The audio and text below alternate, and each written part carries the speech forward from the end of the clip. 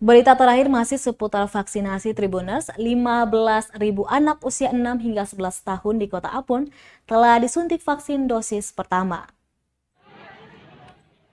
Hingga hari keempat, 15.139 anak usia 6 hingga 11 tahun di Kota Ambon telah mengikuti vaksinasi minimal dosis pertama. Secara presentasi sudah mencapai 47,55% dari target 31.784 anak. Wali Kota Ambon Richard Lehnapesi mengatakan pada Senin nanti sosialisasi terhadap orang tua akan kembali dilakukan. Pasalnya ada sejumlah orang tua yang belum mengizinkan anaknya untuk disuntik vaksin Sinovac, sehingga harus lebih dulu diberikan penyuluhan sebelum pelaksanaan vaksinasi kembali digelar Rabu mendatang.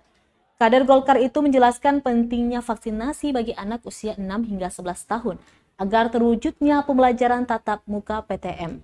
Jika vaksinasi anak sudah mencapai 80%, maka PTM bagi sekolah dasar bisa segera dibuka. Vaksinasi terhadap anak diberikan dalam jumlah 2 dosis yang sama. Takarannya dengan kelompok dewasa yakni 0,5 ml dengan jeda 28 hari. Program vaksinasi anak pertama kali digelar Kota Ambon pada Selasa 11 Januari 2022 lalu.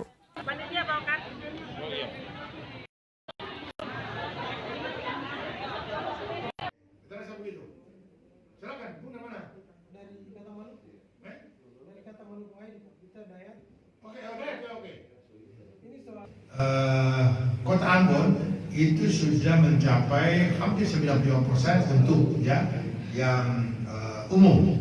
Sedangkan untuk anak-anak 3 hari berturut-turut vaksinasi untuk usia 6 sampai 11 tahun itu kita sudah mencapai 47,54%. Ya, itu untuk usia anak-anak ya, 6 sampai 11 tahun. Nah, hari minggu depan kita akan tindak lanjuti ya, vaksinasi untuk anak-anak itu diawali lagi dengan sosialisasi kepada orang tua dari anak-anak yang belum divaksinasi. Kita akan ambil waktu Senin Selasa, lalu hari Rabu itu kita akan operasi dalam melaksanakan lagi vaksinasi kepada anak-anak. Terima kasih sudah nonton. Jangan lupa like, subscribe, dan share ya.